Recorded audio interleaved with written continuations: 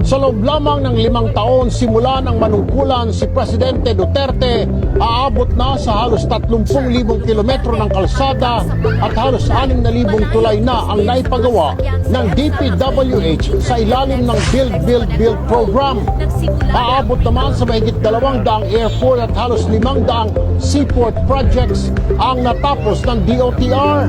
Simula 2016 hanggang sa kasalukuyan, nakapagtapos na ang Department of Transportation at ang TPA ng 451 seaport projects.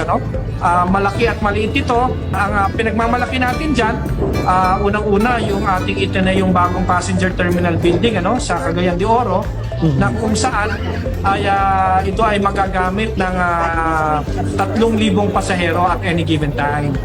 Sa mga riles at tren naman, meron ng DOTR na 6 na naglalakihang proyekto.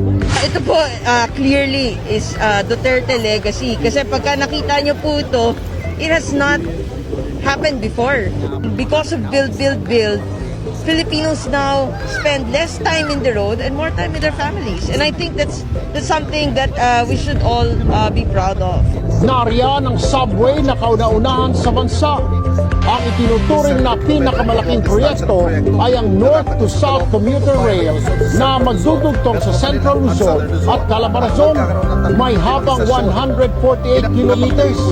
Meron itong 35 istasyon mula sa Clark, Pampanga hanggang sa Calamba sa Laguna. Matagal na dapat natin isinagawa to. Sabi nga, nagka-catch up or naghahabol tayo sa infrastructure investment. Dapat 2 or 3 decades pa ito ginawa. At tulad ng ilan namin mga proyekto. Metro Manila Subway, 1973 pa pinag-isipan. Itong PNR Clark natin, 1993 pa dapat. Itong Common Station natin, 2007 pa. LRT1, MRT7, 2001. So kung titignan ko, talagang it's high time at talagang kailangan na ng mga tao natin. Tuloy-tuloy din daw ang rehabilitasyon sa mga tren. Kung dati ay mahigit 70 kilometers lamang ang riles ng tren, sa panahon ni Duterte, mahigit 1,000 kilometro na ang haba ng mga riles. Mula rin sa 61 train stations noong 2016, ngayon ay meron ng 168 na istasyon ng tren. Ang isa sa mahalagang nagawa ng administrasyon nito ay yung masigurado na may pondo na. May pondo na ang lahat ng mga proyekto natin sa riles.